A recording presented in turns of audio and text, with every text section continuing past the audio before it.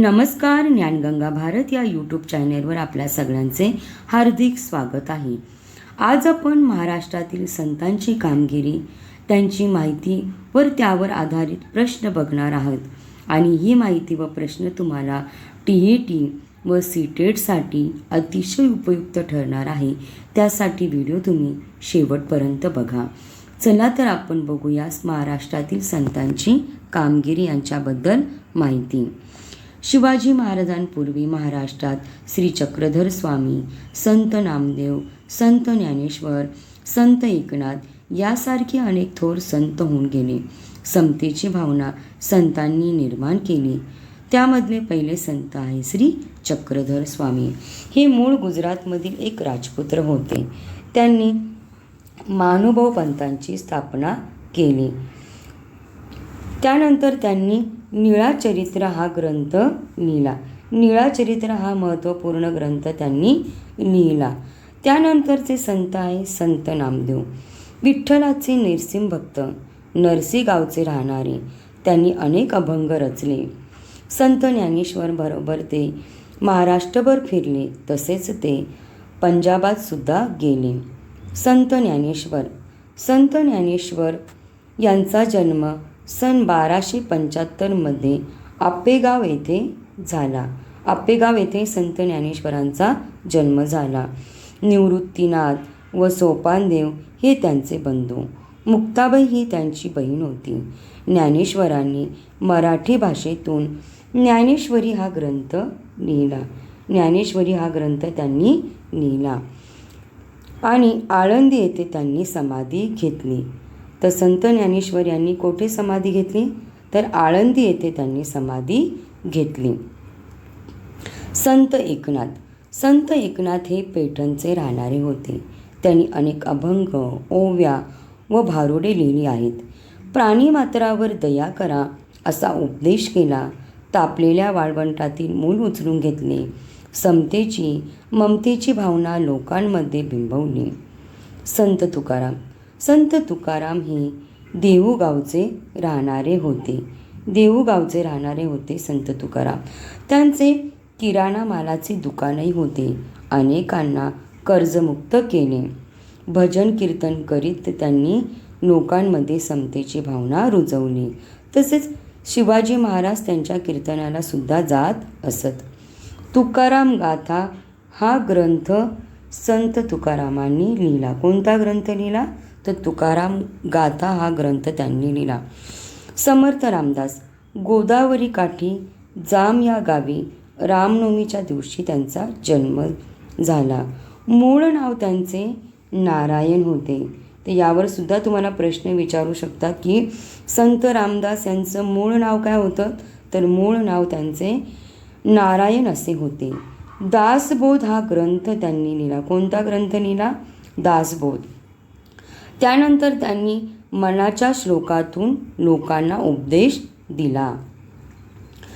आपण ही संतांची थोडक्यात आणि महत्त्वपूर्ण माहिती बघितली. त्यामध्ये आपण अनेक संत बघितले आणि त्यांनी कोणता ग्रंथ लिहिला यावर तर प्रश्न विचारलाच जातो आणि ते तुम्हाला लक्षात ठेवणे फार महत्त्वाचे आहे. तर चला तर आपण बघूया. संत ज्ञानेश्वर. तर संत ज्ञानेश्वर यांनी कोणता ग्रंथ लिहिला? तर आपण बघितली त्यांची माहिती. तर संत ज्ञानेश्वर यांनी ज्ञानेश्वरी हा ग्रंथ लिहिला. संत तुकाराम यांनी तुकाराम गाथा हा ग्रंथ लिहिला. संत रामदास यांनी कोणता ग्रंथ लिहिला? तर संत रामदास यांनी दासबोध हा ग्रंथ लिहिला. संत एकनाथांनी भारुडे लिहिली आणि श्री चक्रधर स्वामी यांनी नीळाचरित्र हा ग्रंथ लिहिला. तर आपण ही संतांची माहिती बघितली आणि त्यावर काही महत्त्वाचे प्रश्न हे TETला यावर प्रश्न विचारलाच जातो. याचा तुम्हाला नक्की फायदा होणार आहे. तर जे मी प्रश्न विचारणार आहे त्याची उत्तरे तुम्ही देण्याचा प्रयत्न करा. चला तर आपण बघूया. पहिला प्रश्न, श्री चक्रधर स्वामींनी कोणता ग्रंथ लिहिला? तर श्री चक्रधर स्वामी यांनी कोणता ग्रंथ लिहिला? तर नीळाचरित्र हा ग्रंथ त्यांनी लिहिला. संत नामदेव कोणाचे भक्त होते? तर संत नामदेव हे श्री विठ्ठलाचे भक्त होते.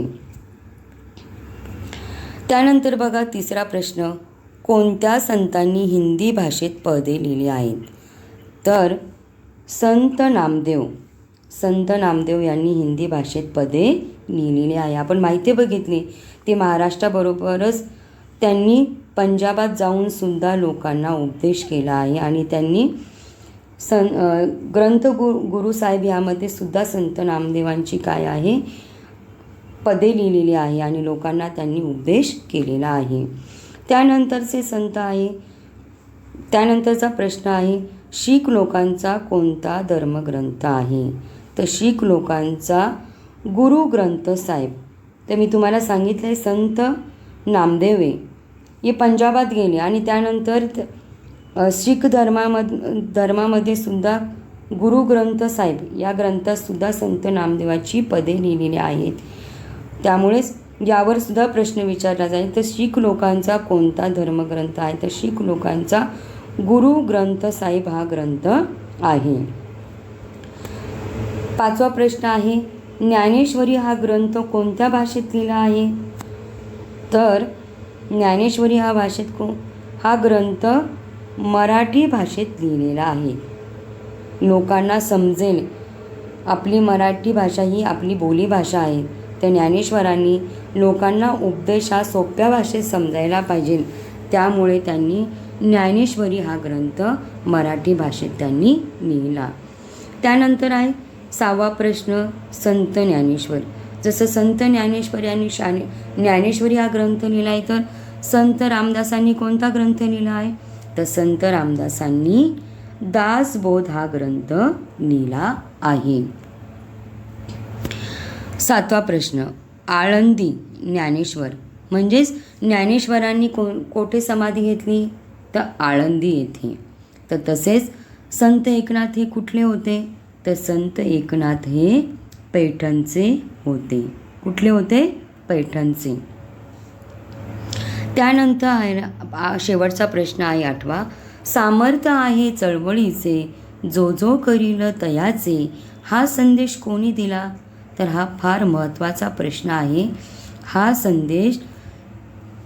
संदेश संत रामदासांनी लोकांना दिला. संत रामदासांनी दिला. बघा, सामर्थ्य आहे चळवळीचे, जो जो करील तयाचे, हा संदेश संत रामदासांनी दिला. बघा, अशा प्रकारे आज आपण महाराष्ट्रातील संत, त्यांची माहिती आणि त्यावर विचारण्यात येणारे महत्त्वाचे प्रश्न याची आपण थोडक्यात माहिती बघितली. ही माहिती आणि प्रश्न तुम्हाला TET दुसऱ्या स्पर्धा परीक्षेसाठी सुद्धा तुम्हाला फार महत्त्वपूर्ण ठरणार आहे. तर तुम्हाला हा व्हिडिओ कसा वाटला कमेंट बॉक्समध्ये जरूर कळवा. व्हिडिओला जास्तीत जास्त शेअर करा, लाईक करा आणि तुम्ही आमच्या ज्ञानगंगा भारत या यूट्यूब चॅनलवर नवीन असाल तर चॅनलला जरूर सबस्क्राईब करा, बेल आयकॉनला प्रेस करा, जेणेकरून आपल्यापर्यंत अशाच नवीन नवीन व्हिडिओची माहिती पोहोचू शकेल. धन्यवाद.